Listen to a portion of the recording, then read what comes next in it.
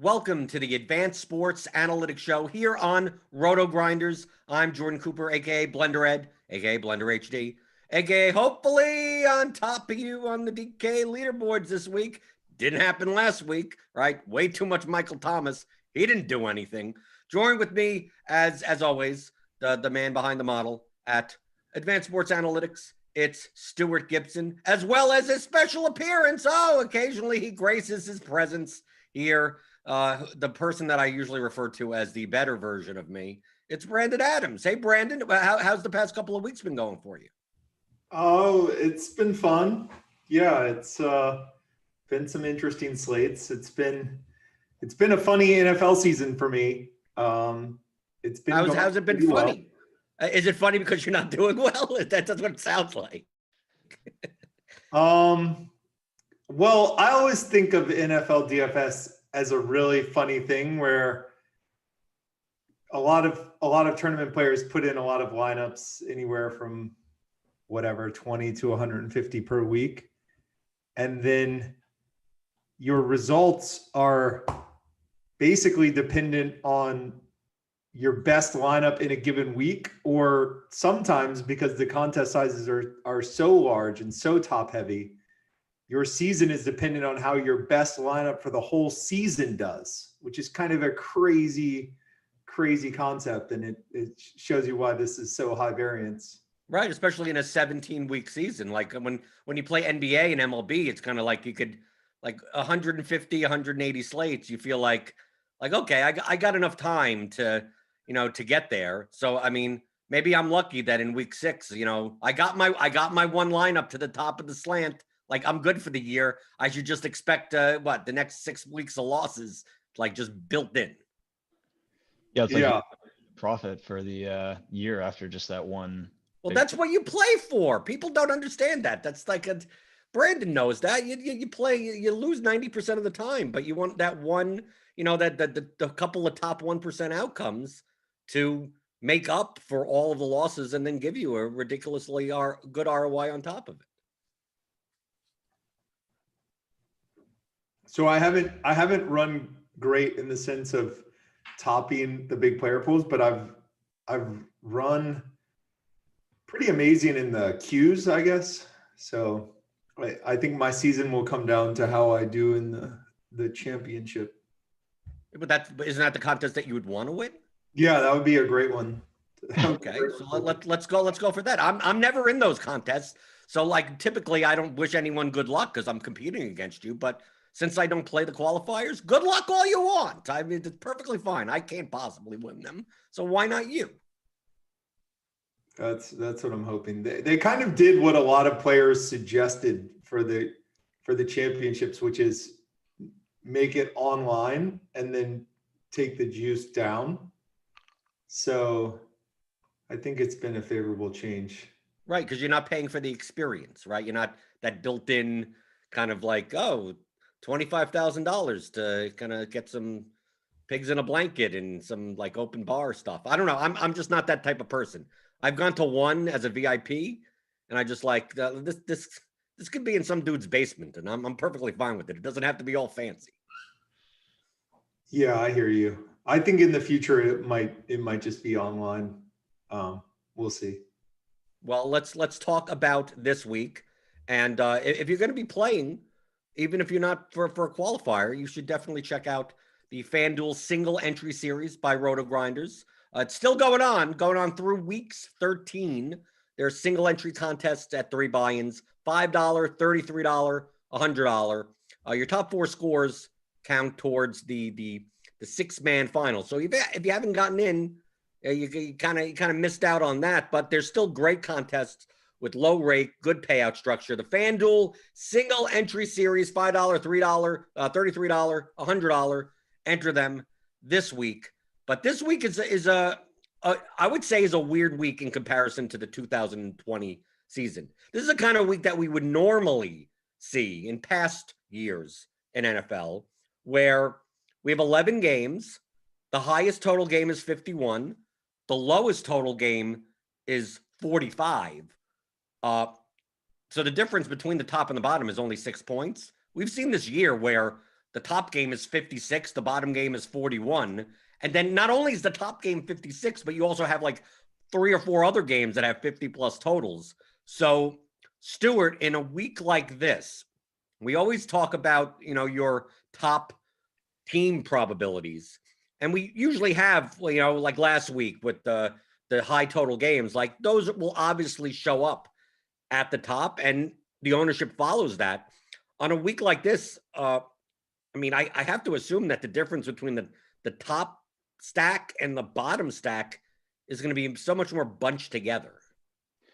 Yeah, I mean, not so much top to bottom, because there's always, going to be some teams sprinkled in. I mean, yeah, I guess it is. The lowest team is, still kind of like a 1% type outcome. But yeah, I mean, in previous weeks, we have had, I was thinking back to the Kansas City Jets week where there's bad weather across the league. And Kansas City, we had as like a near 30% chance of scoring the most points in the slate. And then in previous weeks, I mean, we've still had more balanced weeks, but still the team most likely to score the most points is like, 15, 18, 19%. This week, we have the most likely team to score the most points being Pittsburgh at only 10.5%. So, I know it's your catchphrase, but this does really feel like a kind of play whoever you want type week where, there's just a lot of teams that are going to be in play and have a shot at, being the stack that you want. As we're in previous weeks, there were, I think fewer teams that had realistic routes to being the highest scoring team. And I don't know, to me, I would guess that maybe ownership will be a little more spread out in a week like this. Is that a correct assumption, or do we still see like large amounts of kind of clumping around? Well, I think we end up seeing clumping around on players. I think there may be some chalkier wide receivers and quarterback combinations that may obviously, since they correlate with each other, they lead to the stack being more owned. But Brandon, in a week like this, I know you like targeting the high total games. Are you more or likely to be a little bit more contrarian this week with the difference between these totals not being all that huge? I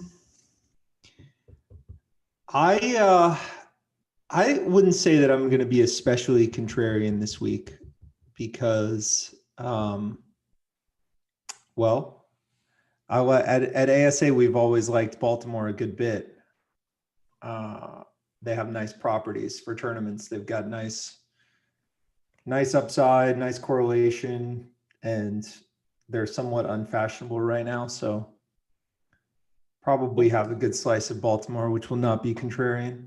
You don't think that'll be contrarian? I actually think that will be contrarian based on our ownership projections. I think maybe on FanDuel, they won't be contrarian. On DK, I mean, to be honest, I've sort of looked more at FanDuel so far. Yeah. Okay, so I get it there. On FanDuel, it makes sense. On DraftKings, I think we're more likely to see Patriots, Texans. We're more likely to see, obviously, like Dalvin Cook, Minnesota type of stacks with the receivers even. But obviously on FanDuel with the way that their salary structure is, I mean, playing a rushing quarterback when the pricing is soft enough, like he offers the most amount of upside with a 27.75 implied total. And you could fit, you could single stack, you could double stack, you could even play him naked. No, I get it over there. I'm talking more on DraftKings where the pricing tends to be a bit more sharper. I mean, a little bit harder to fit in what you want. So what would your approach this week necessarily be on DraftKings compared to FanDuel? Well, I think you're going to have to win at the running back position this week, which is a good conversation, I think. A lot of ways to go. There aren't clear-cut plays. I think that will be somewhat condensed on the wide receiver side, feels like. But for me, I'm going to try to hit running back. And then one thing, as you know, that ASA projections are good with is people tend to not incorporate running backs into stacks very well, either as run backs or as part of the core stack. And I think it's because they know that it can be hard to have the running back and the wide receiver on the same team in a winning lineup. They've been conditioned that way. But if you get the right situations where you have a pass catching back that correlates with a wide receiver on the same team,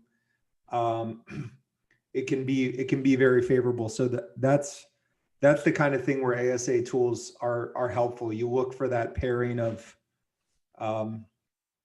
quarterback, pass catching running back, and wide receiver that correlate well and can all go off together. We have multiple options this week for that type of pairing. So let's start with the top. We always start with the highest total and go towards the lowest total. Highest total on the slate currently right now is the Green Bay Packers at the Indianapolis Colts. It's a 51 total. It opened at 49. The Colts with a 26.75 implied total. The Packers with a 24.25 implied total. Obviously, the Packers are very condensed, right? We look at them as Rodgers, Adams, Jones. Alan Lazard will probably be back. So, I mean, there's a cheap piece there. I don't know how many snaps he's going to get compared to Marquez, Valdes, Scantling. But I think the problem with this game that any DFS player will see this year is that the Colts have nearly a 27 total, but they have 3 running backs, they have 5 wide receivers, they have 3 tight ends. Like no one is expensive. It's just a matter of like how do you stack Rivers? Who do you play? Even if you stack the Packers, even if you a simple just like Rodgers, Adams, like who do you bring it back with? I mean, like Pittman, I guess. I mean, he seems to be in vogue at 4,500. You could take a shot at that. But Stuart, I'm going to assume that the Colts show up as like a good likelihood of scoring the most points. It's just that from a DFS perspective, is there going to be enough production? Could this production be so spread out that even if they score the most points, that none of their individual players become DFS relevant? Yeah, I mean, they're showing up as one of they're the sixth most likely team to score the most points at currently we're projecting 7.7% likelihood. And yeah, I mean, they're cheap, but I think you touched on really the key issue with the Indianapolis side is that it could really come from, I mean, God, like 5, 6 different guys. I mean, they have 2 tight ends that they use regularly, and then 3 that they'll use at times. They have 3 running backs that they use. You mentioned Pittman was in vogue. I feel like it wasn't that long ago that Marcus Johnson was in vogue. And the guys who we like with Indianapolis are constantly always in flux. It's very difficult to pin down week over week kind of who the player is that's going to be responsible for the points that the strong totals, because Indianapolis, I feel like week over week always has pretty solid totals, and they're always kind of showing up as good kind of implied total relative to stack price. But they're really tricky to figure out. They have weak correlative properties. I mean, the more we kind of look at it and talk about it, to me, like correlation is a pretty decent proxy for condense output of a team, right? Like wide receivers and quarterbacks that have really strong correlation probably do, because when the quarterback goes off, it just almost inherently implies that that specific receiver that he correlates with well is going to go off as well. And then these teams that have less condensed scoring, have weak wide receiver to quarterback correlation, because if Rivers goes off, it doesn't really give you any more or less confidence that Pittman or Hilton or Nyheim Hines are going to go off. We see that negative or weak correlation among Indianapolis skill players and their quarterback. And I think that is highly indicative of kind of what we're discussing now and have been discussing in previous weeks. I don't know. To me, there are teams with similar totals and priced similarly. You mentioned earlier the show, New England being one of them, even Cleveland to a lesser extent, where they have kind of these respectable total and cheap price tags, and still just have a little more confidence in my mind as far as like who is likely to succeed if the team as a whole succeeds. And then on the Green Bay side, you have super high confidence in Green Bay's total coming through Adams or Jones. The problem for me with the Green Bay side is like we've been interested in kind of skinny stacking or playing Jones on that Green Bay side when they have like a 10 to 18% chance of scoring the most points. I mean, we have them down here at only a 5% chance of scoring the most points this week. I mean, that's more or less just saying they have a low total, and it's not like their price has come down that much. And just the team total is significantly lower this week than we've seen in previous weeks, such that I feel like you can get access to kind of cheaper players who might not be quite as condensed as Green Bay, although Green Bay I think is becoming less and less condensed by the week. I mean, you mentioned Lazard coming back. You have both a healthy Jones and Jamal Williams. Tanyan and Valdes Scantling have always kind of been there, and just their role has been kind of spiky. There's weeks where they're just near zeros, and maybe it's just noise, but recently, Valdes Scantling has had somewhat of an expanded role. So I mean, Green Bay, obviously you got some guys with great ceilings there, but it's just a really expensive kind of price to pay for low total team where the condensed production isn't quite as condensed as, or I would project it to be a little less condensed this week than it has been in the past. Brandon, you say that this is going to be a week that you need to win at running back. With the Colts, you got 3 of them. The Packers are a fairly poor rushing defense. The Colts are favored, 2.5 at home. Frank Reich has said that, he has no problem going with the hot hand. Do you think this is a worthy position to take a shot on one? Because they're all cheap. The Colts running backs are fairly cheap. Is this an opportunity where if you want to plant your flag on one of them and say, I think Jonathan Taylor will get the hot hand, and then he gets 23 to 25 touches, and at the ownership, that no one's playing these Colts running backs, but given the total and given the they're at home and favored against the Packers, do you think it's worthwhile to do so, even in large field GPPs, to maybe take a shot, or are the Colts just more of an avoid because of all the ambiguity? I think it's a worthy shot. So Hines has an interesting game log. He has, let's see, like receiving targets in the past 4 games of 6, 3, 5, 6. And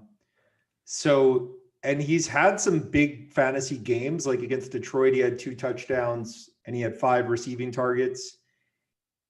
He, last week he had 1 receiving touchdown, 1 rushing touchdown, and 70 yards rushing.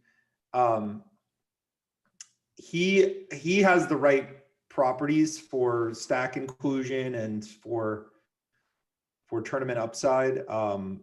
And then Pittman has good value, so I think you can take some occasional shots there. Would you be more likely to play like Rivers plus Hines plus Pittman and then run it back with Adams, or the other way? I don't necessarily think you have to run that back. You could just play Rivers, Hines, Pittman.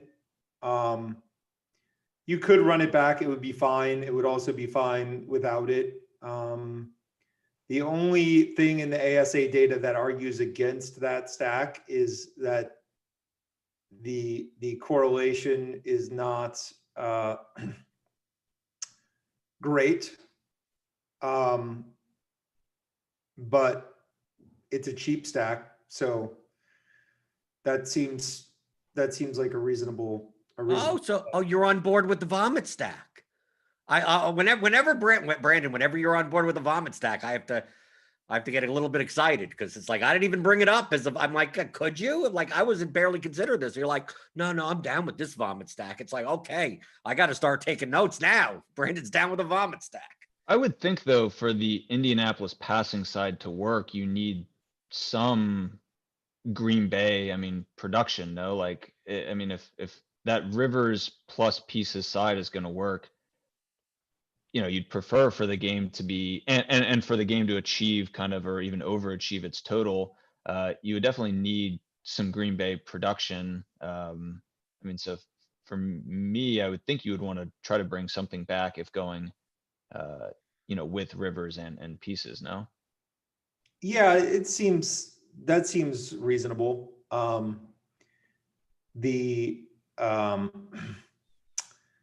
Yeah, I think it's fine to bring Adams back. He's I've said, I've looked more at FanDuel this week,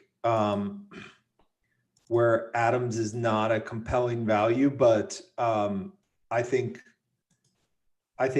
yeah, it's fine on the bring back. Okay, let's go to the next game, which should be somewhat popular. I think they're going to be popular pieces. There's going to be a lot of talk about a certain piece on FanDuel. It's the Saints. They're at home against the Falcons. It's a 50 total. It opened at 51. It's down to 50. The Saints are now a 5-point favorite. That's down. They have a 27.5 implied team total. The Falcons have a 22.5 implied team total. Obviously, Breeze is going to be out for the foreseeable future. We have Jameis Winston. Most likely, I know Sean Payton says, well, we're going to see. You have to assume that because it's Sean Payton, that Taysom Hill is going to be on the field a bunch more times than he normally is. Who knows when and where? The goal line, it could be fake punting. Who knows? Who knows what's going to happen? Michael Thomas is 7,300 on DraftKings. If you go by his prior, like 7,300 is too cheap for him. But are people in this game, because I know there's a lot of talk about Jameis Winston because of his data from being on the Buccaneers. That is a completely different offense. Are people overvaluing the fact? I know it's a 50 total, but are people just thinking that Winston's going to start chucking the ball 50 times this game, especially when they're a 5-point favorite? I know the Falcons defense isn't good, but are people overvaluing that? Or is the best correlation Winston with the Falcons defense? Because, he'll throw 4 touchdowns as well as throw 3 pick sixes. And actually the best run back for a win, don't play Julio Jones. Don't play Calvin Ridley. The best run back for a Winston Thomas stack is the Falcons defense, right? Yeah, I don't know. I would have to look up, I'm sure like Winston versus opposing defense when he was in Tampa was like something insane. Let's see, TB. But I'm assuming the Saints have a high top team probability, and pretty much their pieces are like it's Kamara and it's Thomas. I guess you could throw in Sanders there and Cooks around. Like when Breeze is at quarterback, like he tends to spread the ball around. We've seen that, especially on showdown slates. Who knows what happens? It's random people get touchdowns. I are people like I'm more viewing it from, I think people are looking at the Saints offense as, Saints offense is usual with a better quarterback, quote unquote. But really, Breeze is a more efficient quarterback. And as we saw last week with Michael Thomas, when Winston came in, like Winston's passes are not very good. And I know Thomas is a great wide receiver, but he requires these slow A-dot slants that require precision and not necessarily these 35-yard bombs. I'm just concerned that people are overvaluing the relationship between Winston and Thomas because they're just assuming that it's Winston from the Buccaneers and not Sean Payton purposely game planning so that Winston doesn't have to make those 30-yard throws. Yeah, I think it's a spot I kind of would like to be under on. I think there are some compelling, I guess, components of Winston plus Thomas, and I think even Kamara could be in consideration there, but I don't know. I mean, if it sounds like Winston's been gaining some traction, and I see you guys are projecting him as one of the more popular quarterbacks. And I don't know. I think there's just a lot of fragility and risk there. I mean, like, Taysom Hill is a guy that Sean Payton has used and deployed in kind of high value spots, and it has negatively impacted Breeze. And I think Breeze is a guy that Payton probably trusts way more in kind of high leverage spots than Jameis Winston. So, I think there is some risk there. I don't know. I'm not terribly concerned about this notion that like Godwin, I don't think of as a particularly kind of downfield orient. Like I think Thomas obviously is a very different receiver than like Mike Evans, but I think Thomas and Godwin have some similarities in terms of their, route tree. But the thing is with the Buccaneers, they were throwing 50 times a game. I mean, like it didn't matter what the route tree was. It's like when you have a quarterback that's throwing 45, 50 times a game, who cares? But if Winston throws 30 times a game in this scenario, or he throws 30 times, but 8 of those are to the flat to Alvin Kamara, like are people just, I'm saying again, are people they're overfitting the Buccaneers. They're just saying, oh, it's Jameis Winston, Chucky boy, he's chucking the ball up. But I mean, the coach has to call those plays. I mean, they're not just going to throw him in like that. And then Brandon on FanDuel, are you going to go with the double quarterback stack by playing Taysom Hill in the tight end slot? I probably won't play much Taysom Hill, but he's going to be popular. I will say that for both sites, my belief is that you're making this too complicated, and that you're talking about a historically bad defense from a fantasy point of view in Atlanta, and you play the pieces. You play some Winston. You take your chances. And Thomas, just look at the history in this Atlanta matchup. It's obviously everything changes, but we've got a winter game in the dome, historically bad fantasy defense. Take your chances.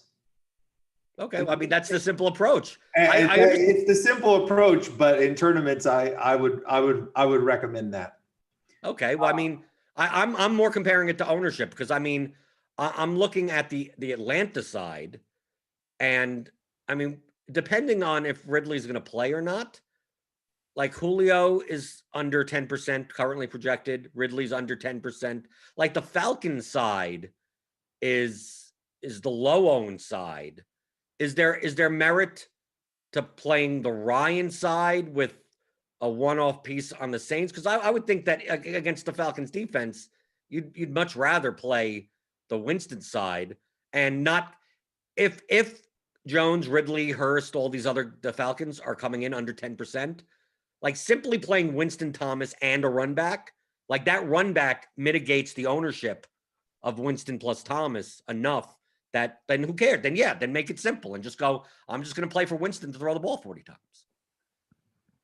Yeah, my fear with that side is just like it's a fairly low total relative to price tag for those players, which typically isn't, a skinny stack even that I'm super entertained by, but there is obviously a great ceiling on. I have to imagine also Atlanta's got to be one of the best like ratios of quarterback fantasy points relative to score. Like I don't know, Indianapolis or San Francisco probably ranks towards the bottom in terms of like, I don't know. Atlanta feels like they can generate kind of fantasy points in excess of even sometimes pedestrian totals, but at least with disregard for that, I mean, to me it feels like a somewhat low total for the price tag on those guys. But I don't know. I kind of like, you could go like Ryan plus Jones, and then Kamara to me, I wonder, I'm looking at y'all's ownership projections, and relative to kind of position, Kamara is the one that's coming in kind of lowest in projections. Like, why can't, we let the field get hung up on Winston and Thomas and try and decide if, there's an extra receiver they want to throw on there? You say like, all right, let's just go Kamara. And I think Kamara pairs nicely with the opposing, if you wanted to stack up the opposing side, like I think he's the type of running back that would have good correlation with the passing attack of the opposition.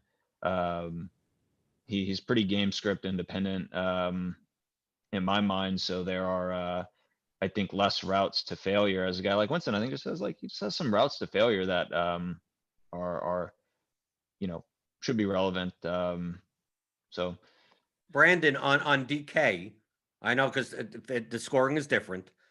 Dalvin Cook currently projected on Thursday, 39% owned. Alvin Kamara currently projected 11% owned.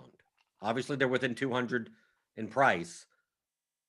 I mean, you have to think that Cook's in a great matchup, sure, but at that ownership difference, is this the type of stack, like you said, with the winning the running back, where you could play all three of them? Just say Winston, Kamara, Thomas, and you're done. And just like give me all. You're hoping it all goes through the Saints. They get 35 plus points, and that's what wins you the week. Yeah, I like both of those guys a lot. I think the Minnesota receivers are in a great spot, so I kind of like the approach of taking the lower owned Kamara and then doing the leverage, the negative correlation, the Vikings receivers. Right. No, I trust me, we're getting there. We're getting to that game soon. Right. You're skipping ahead. Brandon is skipping ahead already. Because that makes the most sense. Like if everyone's going to play a Cook and the Saints passing game, then you play the Saints running game and the Vikings passing game, and you get the complete negative correlation of everyone else's lineup. The one thing that's been mysterious about this season is that again we have a fantasy season where the low-priced running back combos have not tended to win big contests. This kind of feels like a week where the high-priced running backs are in somewhat lesser spots, and they're also priced up, and it kind of feels like the week where maybe that low-priced running back pairing with your high-priced wide receivers gets there. Well, I hope so. That's typically how I build. It's been a tough build this year, but I like it in general. Okay, so let's go to the next game. I know you like it on FanDuel, especially. I don't. This game will not be popular on DraftKings. It's the Ravens at home against the Titans. It's open at 48.5. It's now 49.5 total. Ravens are favored by 6 with a 27.75 implied total. The Titans have a 21.75 implied total. The only ownership that's coming in this game is pretty much Mark Andrews at the probably maybe the worst tight end position of any slate we've had this year, because he's the highest priced tight end, right? It's 4,900 on DraftKings. Lamar Jackson will probably get some ownership. He's coming in, around 10, 11%. But outside of that, I mean, we take a look at like Marquise Brown, and obviously they have multiple running. The Ravens run the ball. They have multiple running backs. The Titans are remarkably a faster team than people think, but they still give Derrick Henry the ball 20 plus times. AJ Brown is priced up to 7,200. Like no one in this game outside of Jackson Andrews is coming in at any type of ownership. Brandon, make the case. Okay, you made the case on FanDuel, which I get. Make the case on DraftKings that the Ravens are a team to target. Well, I think that we've seen many situations where the high correlation trio of Lamar, Brown, and Andrews get there. This week, where Andrews is somewhat likely to win the tight end spot, that will tend to make this trio especially compelling. You have some interesting run backs from Tennessee. And I do think that Brown will be unfashionable this week. He hasn't been getting there this season, but he's the type of player that could have one or two big plays. He's the type of player that could have a 40 fantasy point performance. So yeah, I think it's a good spot. So Stuart, on your list of top team probability, I'm assuming the Ravens come up there, but as I said before, like they could get there, but the game doesn't. I mean, like none of the players. Like yes, Mark Andrews, I get it, but he's also going to be the highest owned tight end because he's like the highest priced tight end and with touchdown equity. Outside of Marquise Brown at 5,800, he's not a screaming value according to most projections. Derrick Henry is going to be single digit owned against the Ravens defense. But I mean, when you play Derrick Henry, you're playing him for like breaking off a big run. Like a lot of people look at him as, oh, he's going to get 25 touches and 100 yards. It's like, no, he could make the game speed up. I mean, I think Baltimore is a little hampered on the defensive end right now. I need to look at it a little bit more, but I think that. So would you, Brandon? Would you do a Lamar, Brown, Andrews, and have the run back be Derrick Henry? No. Derrick Henry is a fine play this week, but he's a clock eating back. He's not the guy that you want to run back with. So who's it going to be? Corey Davis? He's cheaper. I'm just saying him because on DraftKings, Davis is fine. On FanDuel, I would say AJ Brown. So Baltimore is one of these defenses or offenses rather that historically the data has suggested that, I mean, usually quarterbacks have pretty good positive correlation with the opposition, wide receivers as well. Like when the opposing offense does well, it tends to correlate with, good performances for most quarterbacks and receivers. The Ravens offense as a whole for really the last 2 years have been negative to neutral correlation with like opposing offenses. It does seem that like, and I think this kind of fits the narrative around the Ravens that they play really well from ahead, but just totally collapse in like competitive games. I think they are one of these teams that I feel okay with just playing without a bring back. And Tennessee's total is low enough such that it isn't, for me, a game I feel like I have to bring back the opposition. I know that sounds kind of not in line with how we think about correlating and stacking, but I do think the Ravens offense, particularly Jackson and Brown and Andrews, have somewhat unnatural like correlative properties where they negatively correlate with opposing offensive production. So it is a spot where I actually wouldn't mind not bringing back a Tennessee player.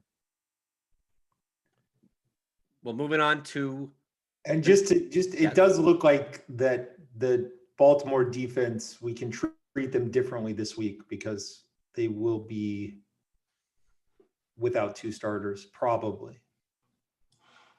Okay. Well, moving on to the next game. It opened at 47. It's now up to 49. Patriots at Texans. The Patriots are favored by 2.5, 25.75 implied team total. Texans 23.25 implied team total. And looking at projections, two of the highest owned quarterbacks on the slate, because I mean, we don't have the Mahomes, we don't have Kyler Murray or Russell Wilson, we don't have anyone. So Watson and Newton project to be the highest owned quarterbacks. We have value running back. He played 95% of the snaps. It's Duke Johnson at 5,400. Jacoby Myers is apparently de facto wide receiver 1 for the Patriots. He's 4,900 on DraftKings. Brandon Cooks is getting 8 to 10 targets a week, apparently, seemingly for the past couple of weeks. He's 5,200. I could see these stacks being fairly popular in GPPs because we've gone through some of these games and it's like okay, you could play this, but like double stack type of builds, I think are more likely to have this game because of the pricing. But Stuart, where do the Patriots lie as a top team probability? And are you concerned that typically when the Patriots are getting a lead, they're running the ball like they're running the ball as seems like as much as the Browns would run the ball or the Vikings from a lead. Like they seem like the type of team that when they're ahead, that this clock is going to be moving, and maybe and rightfully so. Maybe that this total shouldn't be. It's moved up 2 points, but maybe it shouldn't be. Yeah, so we have them as seventh most likely to score the most points at 5.7%. There's kind of a big cliff between sixth Indianapolis at 7.7 and then New England at 5.7. Yeah, I think the case to be made for the New England side is that it's just a well-priced team, I guess, relative to their total. But yeah, when I pulled up lineup HQ and saw that, Myers is projecting, I think, as like the most popular wide receiver. It does give me some pause. I will admit I have a difficult time kind of navigating the I think function that like one must think of when considering, like I think median wise and value wise, the game projects well, but then there is some negative coefficient function that where you dock your kind of preference for a stack based on ownership, and like to me it seems like a stack with like Newton to Myers, good. I think good price, solid projection, decent team total. But if the ownership is going to be super high, that definitely has to be some penalization for consideration for the stack. Well, Brandon, I think what Stuart's trying to say, and what I would agree with, is that this game seems pretty good for median. Like if you're going to play these guys in a cash game and in double ups, like I think they provide good values. But are you more concerned that the ceiling of the stack is limited? Yeah, this is one that I would tend to avoid altogether. The only play that I might make is like James White naked or Cam naked, but maybe not. I have to think about that one a little bit more. Burkhead, he just strikes me as like, I don't know, James Conner light in this. I would never play him this week. I would not. I would not play Jacoby Myers this week. I probably won't play him at all. I think that the ball gets spread around a good bit. He's up against Bradley Roby, who's been a solid corner. I don't see any upside really. But he'd be fine for median. Like if you're playing in double ups, like to get 12 to 14 points for 5K, like that's not bad. I want to make it out that based on his target share, but when you play GPP, we're looking for ceiling. Like if you can't get 20 plus points, like you shouldn't be playing. Yeah. So I would avoid the stack and I would avoid Jacoby Myers. I probably won't have him in tournaments. One interesting thing is that James White used to be an interesting guy to use in New England stacks. But just eyeball test and just looking at some data that we have, they don't use him in the same way anymore. Like he's not really a reasonable play in the stack. Like it used to be that you could consider the Cam White Myers type stack, but just eyeball test the way they've been using him, it doesn't seem to get there. And then just like game log, he has decent stat lines in losses, but nothing that you're getting super excited about. And he doesn't have great characteristics when they when they do perform well. So I don't know what to do with James White much anymore, except he is cheap and he is a pass catching back. So I think he can be used in isolation. Right, and he's going to come in at like 1.nothing% owned. He just So hasn't been on the field that much lately. Like his role just clearly seems to be in decline.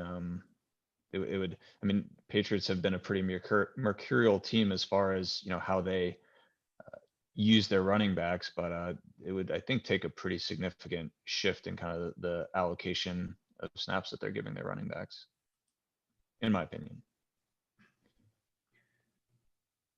Well, looking at the remaining games, I mean, we covered the top 4 overall game total games, but we're missing out on 3 other teams that have high implied totals, but their game total is lower because they're at least a touchdown favorite.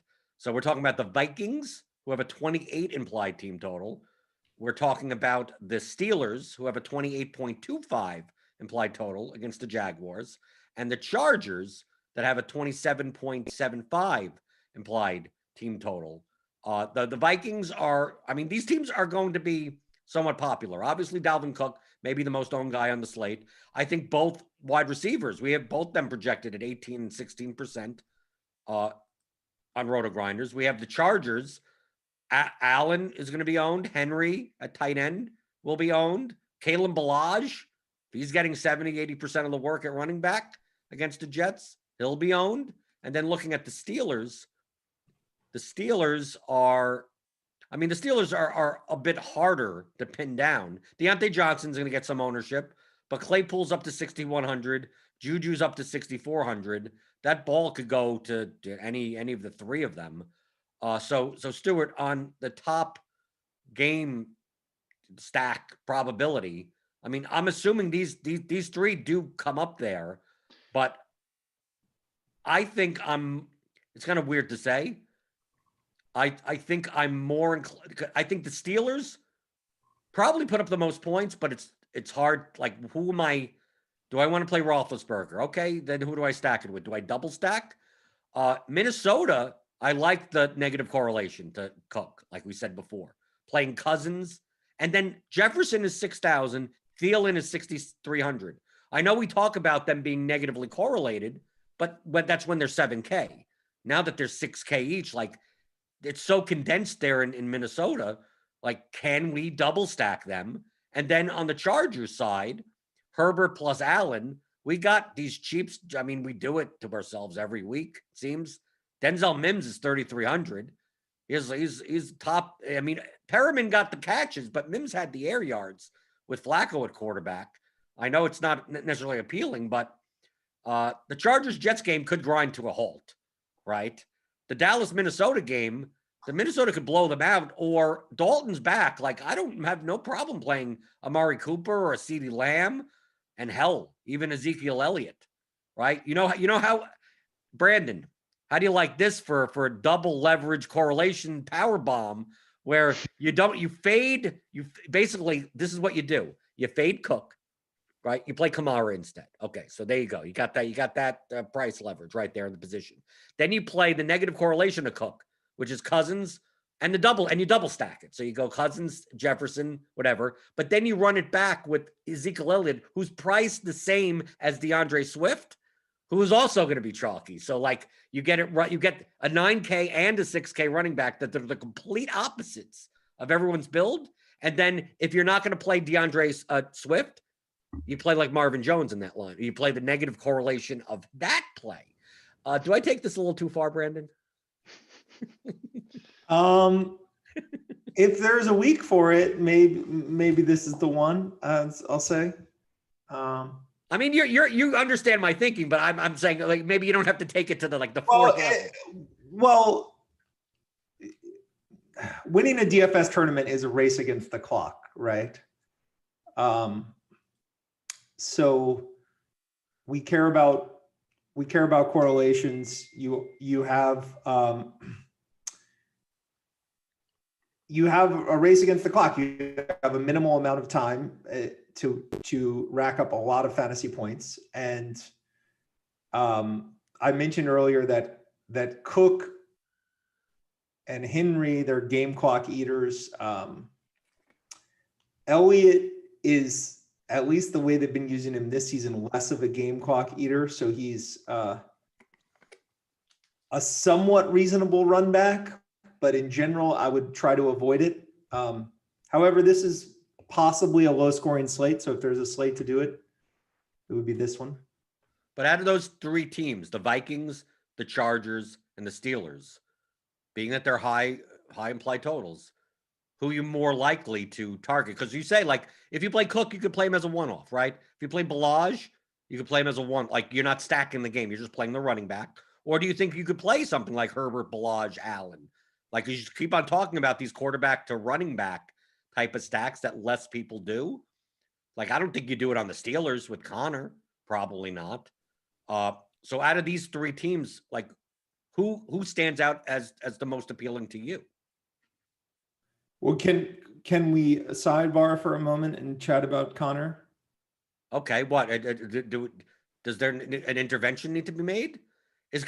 Should we be playing Connor at all anymore? Yes. Okay, so that's the side, but the sidebar is at 6,600 that we should be playing Connor, even though the Steelers. Well, Stuart has actually looked at Connor a decent bit. Stuart, what's your opinion right now on Connor this week? It's been weird. I was highly interested in Connor, really right after, like, there was this period of time, weeks 5, 6, and 7, where he was just like his snap share was on the rise. His rush share.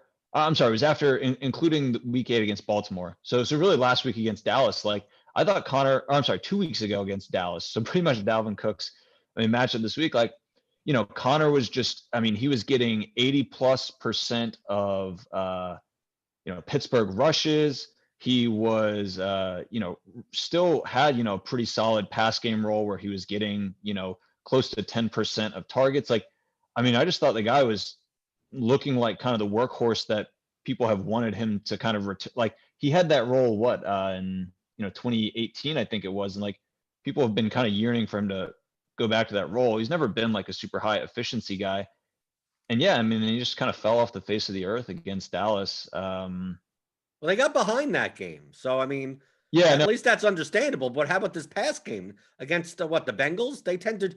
It seemed like Ben just wanted to throw the ball. Like they didn't even care about running. Yeah, and oh, you're saying the Bengals just want to throw the ball? No. The Steelers threw the ball more. They were throwing the ball more on first down against the Bengals secondary. That they just weren't running the ball. Yeah, no, it's been weird. I think just when like Connor was starting to look like a really trustworthy guy, and I don't know. I think one nice thing about Connor is he's always been kind of a non-zero in the pass game, like utilized somewhat regularly by Roethlisberger. Last 2 games, he's got 4% target share, which is going to be tough. So yeah, Brandon, you seem like you're going to be jamming in Connor into your lineups. I'm going to have some Connor. I don't know. He's not going to be like one of the 2 or 3 highest owned, but I'm going to be above the field on Connor. Okay. You say that this is going to be a week to win running back. So like you seem to not be like do you want to play Cook at that ownership or what off the board type of, what are you going to be at running back then? You have to play 2 of them, right? You have to play at least 2, right? Yeah. Well, I think I need to look at ownership a little bit more carefully, but it seems to me that you have some mid-priced and low-priced guys that are good values and are going to have concentrated ownership. And that's going to also tend to have some high-priced running backs with condensed ownership like Cook. And so my tendency is to kind of go the other way and try to play the low and mid-priced running backs that are high value and then have the higher priced receivers.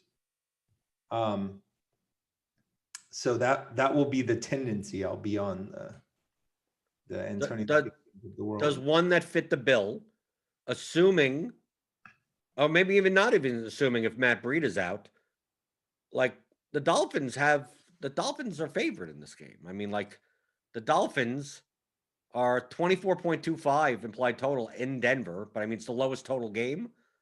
But if they're going to give Salvon Ahmed the ball 20 times and he's 4,800 in a favored situation, does that? I mean, to me, that fits that cheap running back that he falls in the end zone twice. He could be there, sit there with 18 points, and as long as you don't have like multiple outlier running back scores. If Cook puts up 24 and Kamara 22, and like no one else like kind of gets there, like the only way you could fit in high-priced wide receivers is by playing, a running back that got 18 at 5K.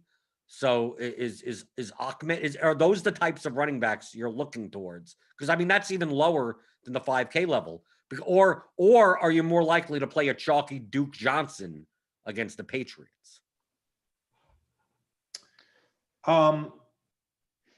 Yeah, for me, it's you've got like 5 or 6 consensus strong values at around that 6K price point on FanDuel or 5K on Draftkings, and they're all good plays. Ahmed might be one that I'm not on as much, just because there's less track record proving him. His game log is like two games, and he had a good game last time, but he wasn't like a master of efficiency. He just got a touchdown. And I live in Miami. I read a lot of the beat reporters. It's not like people are super high on Ahmed, or there's nothing about the situation that's especially compelling for me. Yeah, maybe I'll be underweight him among the value guys. So who's going to be overweight on? I'm pulling teeth here, Brandon. I'm trying to. People are listening, going, okay, he doesn't like these running backs. Then who does he like? I think Duke Johnson. The injury situation is not a concern right now. I haven't really followed that closely. Gibson, I like a good bit. Balaj, I like a good bit. But these wouldn't be running backs that you're putting in stacks. These are ones that you're playing as one-offs, right? Yes. So you're not running. So you wouldn't be like putting Kalen Barrage and then also Jamison Crowder in your lineup. You wouldn't be playing Antonio Gibson and then putting Tyler Boyd in your line. Like you're not even trying to make secondary correlations with these players. Just like the running back gets there, the clock winds down, and there's no part of the other side of the game that gets there. Correct. Okay. Any interest in it's somewhat of a low total, but Cleveland's got some really cheap. God, I feel like I bring up Cleveland every week on this show. I was going to say, do we need intervention with you, Cleveland? Look, no. I know what you're going to say. I know Cleveland has interesting pieces. You have the interesting pieces. Now, look at the Eagles. The Eagles, who now they have 7 million people there. So who knows who you play there? Miles Sanders and run back Landry or Hooper. I know. I bring up Cleveland every Thursday, and then the weather is terrible, and I never play them come Sunday. I don't know what the weather. They're the most run-heavy team in the league. All right, yeah. So if Miles Sanders gets going as a runner and Philadelphia can play from an advantage, forcing Cleveland to skew more pass heavy than they would like, to me, that seems like a correlative pairing that centers around this script of Philadelphia essentially reversing the spread. I don't know. I do need a Cleveland intervention though. Yeah, you do. I mean, you really do. I mean, they rushed both Hunt and Chubb got there. That's how much they ran. But that's what they would plan on doing anyway. Like to me, I take a look at if I had to pick like vomit type of game, like why not the Bengals and the Washington? Because like Burrow could chuck the ball, Alex Smith, as long as they're behind, he's going to throw it 3 yards every play. Like, you could play McLaurin, you could play, there's something there. I mean, even the Lions and the Panthers, like if PJ Walker's in, you got a cheap quarterback there and he could chuck from the XFL. You play Robbie Anderson. Like I just seem that there are more paths for those teams to turn into a shootout than because let's say the Eagles get ahead. Who are you playing? Wentz plus who? I mean, and they have a 22 implied total. Like what, Stuart? Where does the Browns rank on your top team probability? Yeah, I mean, not super low. 8. Oh, okay. Yeah, but not super high. You say not super low because you don't want to say how low it is. So super cheap. I mean, Landry's 5 and change. Hooper's 3.9. Mayfield's 5 and change. Miles Sanders is I don't know. He's efficiently priced. I wouldn't say he's a bargain. I don't know. They just show up as kind of having a decent total and super low cost kind of the passing pieces. I mean, I do caveat every week, like they have major ceiling concerns with the passing pieces of that game. But I don't know, they're just super cheap and but I'm into the cheap stuff. I love the vomit stacks, but even then, like there's a point. Like Brandon, I know we were talking about the vomit stacks with the Colts. Like, is there a bargain basing? Because I'm looking at, it's kind of weird to say, I'm looking at the Cowboys. Go, why can't I play Dalton plus Cooper plus Schultz to fill my tight end spot? And then play don't play Cook, play Jefferson or Thielen on the other side. And I know it's it's 20.5, but Dalton has to be much better than the guys that have been running out of quarterback the past couple of weeks. Yeah, I think that's a reasonable play. And I do like where you're going with bad low price tight ends. I think with the tight end spot having disappointed so much this year and with no marquee tight ends, you're going to get the condensed ownership on Andrews and Gesicki, and there would be real value in hitting that tight end spot with a cheap guy. And we know it doesn't take much, right? Like it just takes the touchdown, and there would be so much value in just getting lucky in that one spot. And the natural way to get lucky is to play a cheap tight end with his quarterback.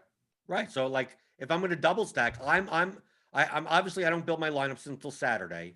I expect a lot of my lineups predominantly to be double stacks, but the second piece is going to be the tight end. Like, and I really don't care what it is. I'll play Drew Sample if I'm playing the tight end position is. I mean, if you're going to play, let's hear your list of tight ends well, I don't know. I don't know who. It depends on who I'm stacking, right? Because I take a look and go like, why can't it be Logan Thomas, right? With the Alex Smith and McLaurin, you got Robert Tonyan, Rogers, Adams, Tonyan. Why not? You got Trey Burton. I mean, obviously Mo Alley Cox. If you're gonna try for the Rivers stack, you got Irv Smith. They'll be back. So then who knows?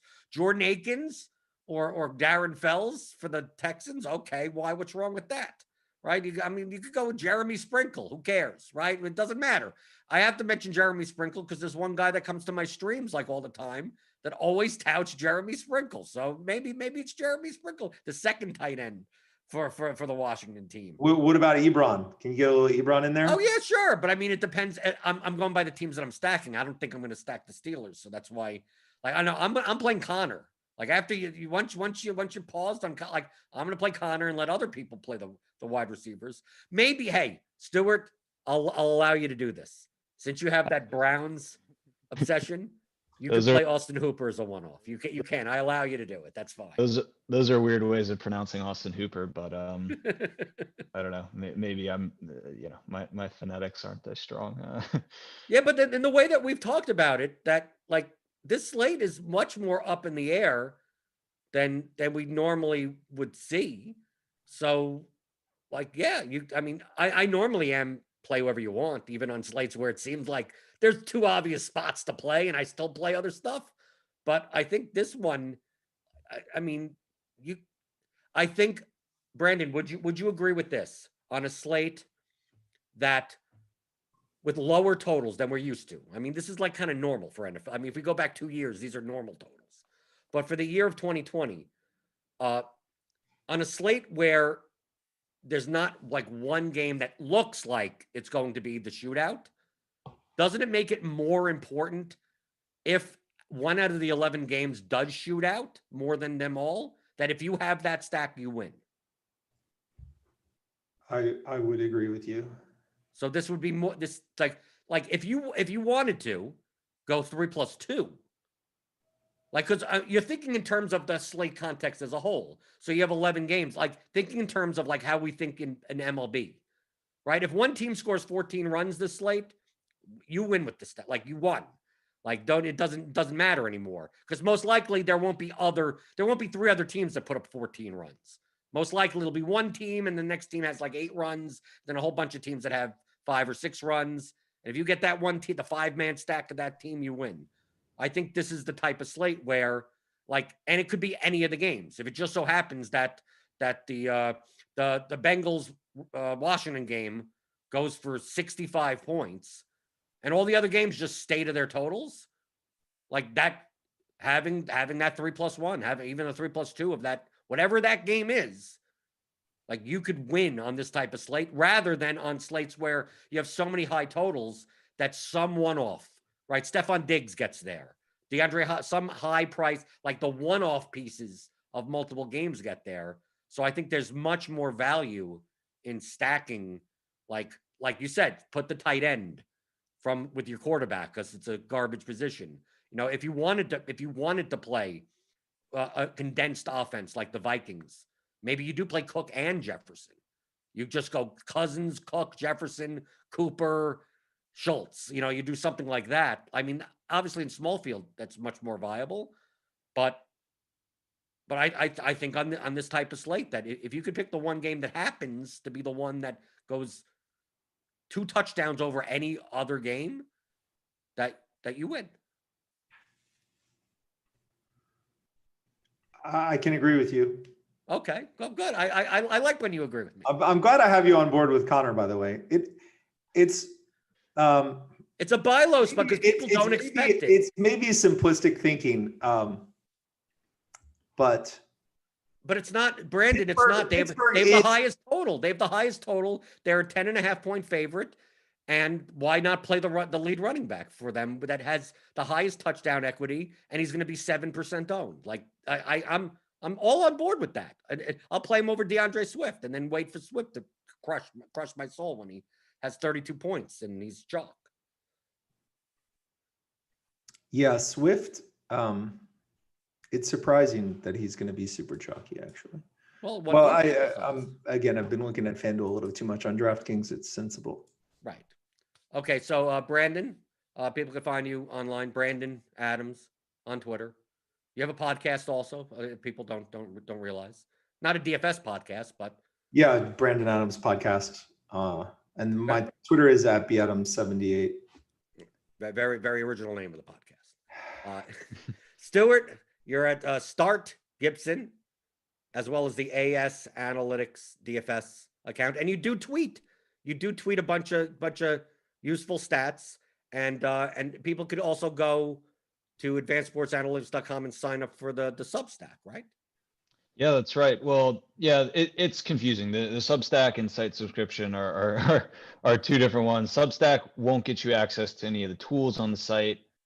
Site subscription gets you access to the tools and some of our written content.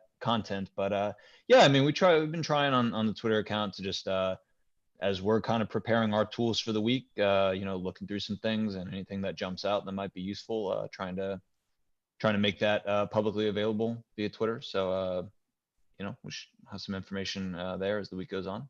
And you could sign up to Rotogrinders Premium, Core 4 Premium, NBA, MLB, PGA, NFL. Rotogrinders.com/media/ASA. The link is in the description of the podcast, of the YouTube video. you get $5 off your first month. So if you want to use Lineup HQ, you want to use the projections, you want to use all the with tons of content, all the breakdowns, all the gridiron IQ, all the stats. Sign up there. If your first month is $5 off. I'm always in the Discord. If you're a premium member, you get access to the Rotogrinders premium Discord, and I'm always in there answering questions. So join us today. So for Brandon Adams and Stuart Gibson, I'm Jordan Cooper, and that has been the Advanced Sports Analytics Show here on Rotogrinders.com.